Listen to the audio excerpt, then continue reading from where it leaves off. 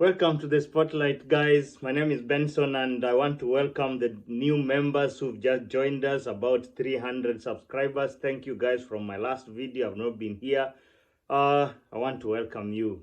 This is the Spotlight, and here we do socio-political analysis, mostly focusing on Kenya. Now, today I want to look at the similarities and differences between the Kenyan election and the Nigerian election and what we need to learn. Number one, this is what the Jubilee government combined with the handshake ought to have done. Look at the way the ruling party in Nigeria with Buhari is delivered the presidency to his friend. We expected that mostly from the Azimio side, but it never worked. And then another thing, there are some electoral malpractices, the same way like what happened in Kenya. So they also have their own Chebukati. And then one thing we need to learn is that elections in Africa are funny. The president, most people who win elections are actually not the favorite.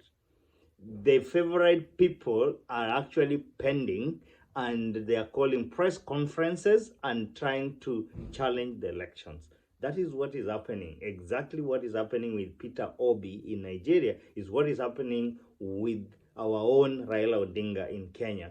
And they'll go to the Supreme Court, and I'm very sure the Supreme Court will uphold that guy's win. So this is not news. And you know, this is now defining the elections in Africa. And this is how African elections are going to be, that those you think are the favorites, they do not end up winning. The elections are rigged in most cases in Africa. And then, by the end of the day, we find wrong people in the office, and they cannot even do much because they were actually put there by specific people.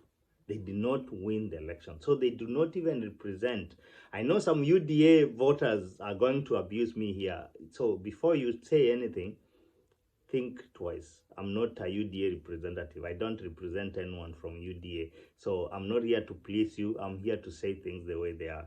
So our own, the difference now comes in that our own Raila Odinga, it's actually like the opposite. The way Peter Obi is crying in Nigeria at the moment, that is what we expected, because he was the favorite of the people. So we expected William Ruto to be the one now calling press conferences and everything, but it went the way it went.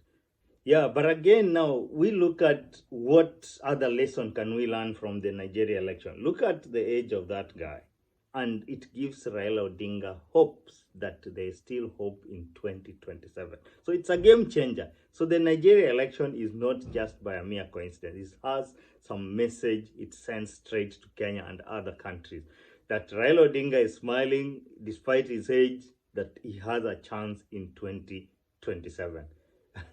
That's what I saw some guys saying. And yeah, who knows? This is politics, and that is how politics goes. That is Nigeria. And you know, in Africa we say, if Nigeria is coughing, then the rest of Africa has a flu. So Kenya has its own flu, and I know most of other African countries are going to walk the same road. It is what it is. Guys, thank you for being here. And as usual, I say, that is the Spotlight.